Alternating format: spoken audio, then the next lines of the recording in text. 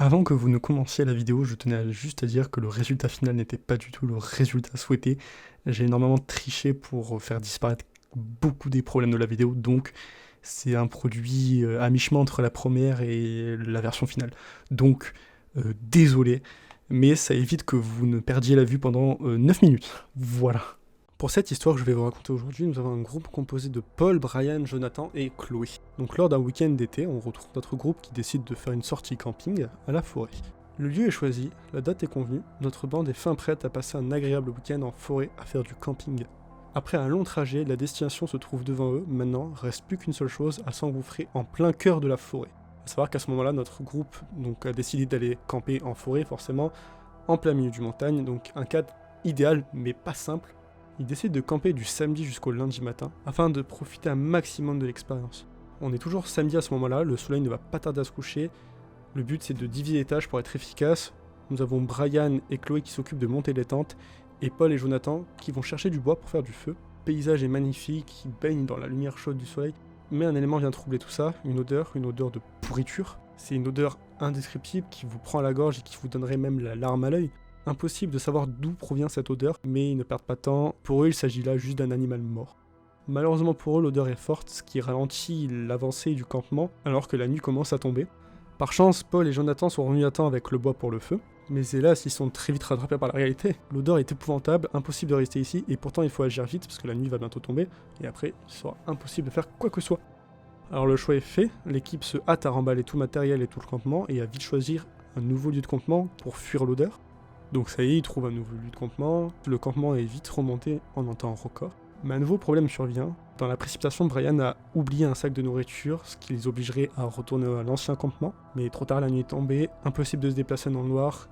Ce n'est pas grave, ils ont de quoi passer la nuit, donc ils y retourneront demain, dès qu'il fera jour. Après cette rude journée, l'ambiance est au réconfort, tout le monde profite de la soirée pour s'amuser et manger un bon repas au coin du feu. Bon, maintenant il se fait tard, il est l'heure d'aller se coucher, ils auront besoin de sommeil pour affronter la forêt dans de bonnes conditions. Alors le groupe se divise en deux tentes, il ne reste plus que la lumière mourante du feu pour garder nos campeurs des dangers de la forêt. Hélas, Chloé ne trouve pas de sommeil perturbé par des bruits qui proviennent de la forêt, des bruits de craquement d'arbres, bon plutôt normal en forêt avec le vent qui vient frapper les arbres, logique, mais pourtant cette nuit-là il n'y a pas de vent, pas un souffle qui ferait bouger des feuilles. On pourrait y entendre des bruits de piétinement plutôt lourds sur les branches, avec un pas lent et pesant. Chloé est inquiète à cause des bruits qui commencent à se rapprocher du camp, et donc décide d'aller réveiller Brian. Alors que Chloé réveille Brian et lui explique les bruits qu'elle a entendus, plus aucun son, un silence pesant, comme s'il ne s'était rien passé. Un silence total s'est installé, faisant même douter Chloé de ce qu'il s'était passé avant. Le bruit n'a jamais repris cette nuit-là, Chloé a réussi à dormir, mais avec difficulté. Nous sommes le lendemain, notre bande se réveille peu à peu de leur nuit. Le petit déjeuner est à peine fini que tout le monde s'active à remballer le camp et à vite se préparer pour la journée qui va suivre, sachant qu'il faut aussi du coup faire un demi-tour pour aller récupérer le sac de nourriture qui a été oublié à l'ancien campement. Voilà que tout le monde est prêt à partir pour une nouvelle journée malgré la fatigue du côté de Chloé qui a du coup mal dormi la veille. Il leur faudra peu de temps pour revenir à l'ancien camp et récupérer le sac, l'odeur n'étant toujours pas partie, ce qui ne les retarda pas plus longtemps du coup. L'objectif du jour, atteindre un point sur la carte qui se situe au niveau d'une falaise, qui offre la meilleure vue du coin. Pour atteindre ce lieu, ils repassent par leur campement de la veille et finissent par le dépasser. Mais chose étrange, la même odeur qu'à l'ancien campement venait subitement d'apparaître dans ce campement où ils avaient dormi la veille. Odeur qui n'était pourtant pas présente la veille, comme la journée avant qu'ils partent, ni même autour du camp. Des doutes commencent à s'installer quant à la présence d'un animal sauvage dangereux dans la forêt, mais pourtant le coin est décrit comme une forêt habituée aux campeurs et randonneurs, sans présence d'animaux dangereux. Bref, tout le monde reprend la marche, il ne faudrait pas arriver à la nuit tombée. La balade se passe à marée, tout se passe bien, sans souci. L'équipe profite du beau paysage qu'offre la forêt tout en ayant une marche très rythmée. On retrouve Brian en tête de peloton, suivi par Chloé qui gère la carte, donc l'orientation, et fermé par Jonathan et Paul. Après une bonne marche, Brian propose une pause au groupe, ce qui permettra de vérifier la direction et aussi de souffler un peu. Paul se sépare du groupe et décide d'aller voir un coin qui l'attire des yeux. Il s'agit d'un étang où on peut apercevoir une cascade s'y jetant. Paul appelle le reste du groupe pour qu'il puisse admirer le spectacle quand soudain il voit au loin quelque chose bouger. Et en y prêtant attention, il voit au loin une bête d'une taille surhumaine se dissimulant à travers les arbres. Mais d'ici, il ne distingue rien de concret, il ne comprend pas ce qu'il voit, si c'est son imagination ou un animal, mais ça ne ressemble à rien de normal. Il décide de retourner avec le reste du groupe quand il est surpris par eux-mêmes qui venaient le rejoindre pour voir ce qu'il avait trouvé. Il dit qu'il pense avoir vu un ours, mais à cause de la taille et de la distance, impossible d'en être sûr.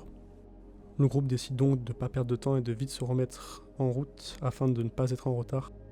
Et après cette longue marche, ils arrivent enfin au nouveau lieu de campement pour la nuit. Ni une ni deux, le nouveau lieu de campement est installé, le feu est lancé, bref, personne ne perd de temps, bref, tout le monde s'active à la tâche. C'est la dernière nuit que le groupe va passer dans la forêt, alors ils décident de festoyer ça avec un bon repas et en arrosant le tout d'alcool. Étant fatigué de la veille, Chloé décide d'aller se coucher plus tôt et de laisser les autres continuer la fête entre eux. Quelques heures plus tard, les gars sont toujours en train de faire la fête avec un niveau d'alcool plutôt avancé. Pendant que Brian et Paul ont un sujet de discussion sur tout et rien, Jonathan a une envie pressante et décide de s'éloigner du camp afin d'être seul.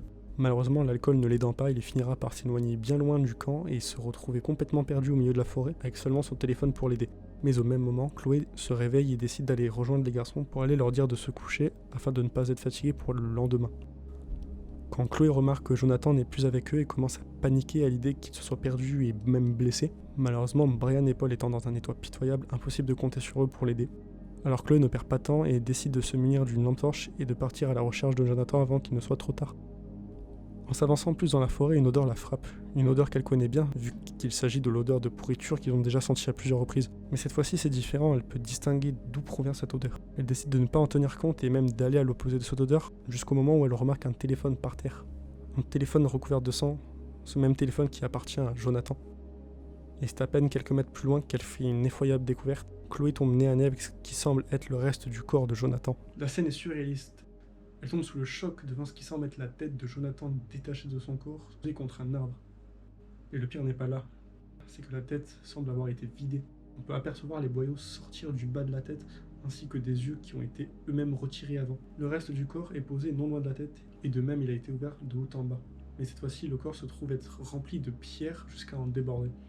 Pris de peur, Chloé se met à courir le plus vite possible pour retourner au camp, afin de fuir cette scène terrifiante. Jusqu'à s'arrêter net à un bruit de craquement de branches. À ce moment-là, elle l'a compris, elle est suivie. Elle reprend aussi vite sa course, suivie par cette créature et ses bruits qui ne cessent jamais. Le son s'accélère, les bruits sont de plus en plus proches jusqu'à entendre les pas de la bête elle-même. Et là, Chloé ne fait pas attention dans sa course et finit par terre en se prenant les jambes dans des racines d'un arbre.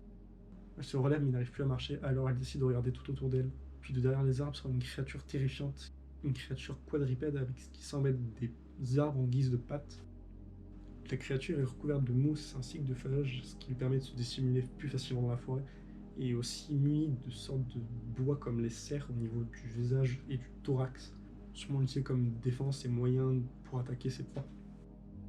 Mais à peine le temps de se retourner pour fuir que Chloé finit empalée par ces mêmes bois, avant d'agoniser tout en hurlant. Soudain, Brian et Paul entendent le cri de Chloé venant de la forêt, cri de panique et ne comprenant pas pourquoi, sachant que pour eux, Chloé était encore dans sa tente en train de dormir. Brian se mit à courir vers cette tente pour aller voir de lui-même, mais celle-ci se trouvant vide bien évidemment. C'est au moment de ressentir que des bruits de branches et d'arbres complètement couchés se font entendre jusqu'au camp. Paul, sous l'effet de l'alcool et de la panique, se retrouve complètement figé en plein milieu du camp. Brian a beau lui crier dessus pour qu'il le rejoigne, mais rien n'y fait. Mais c'est trop tard, la bête surgit de la pénombre et se jette sur Paul.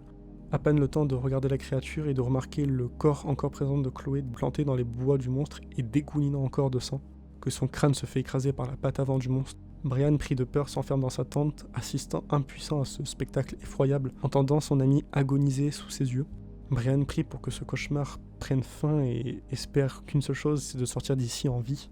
Quand les premiers rayons du soleil commencent à faire leur apparition, les branches se remettent à craquer et les pas lourds de la bête reprennent, puis plus rien, pas un son.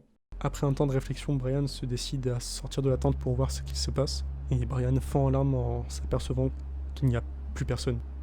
Ni la bête, ni les corps, seulement les traces du passage de celle-ci. Brian ne cherche pas à comprendre, il rassemble les choses les plus importantes et le minimum vital et décide de partir au plus vite. Il ne perd pas une seconde et traverse la forêt aussi vite qu'il le peut, sans s'arrêter une seule seconde. Par bonheur, il arrive à la voiture sain et sauf, il charge ses affaires, allume la voiture et part loin d'ici, partant sans comprendre ce qu'il venait de se passer.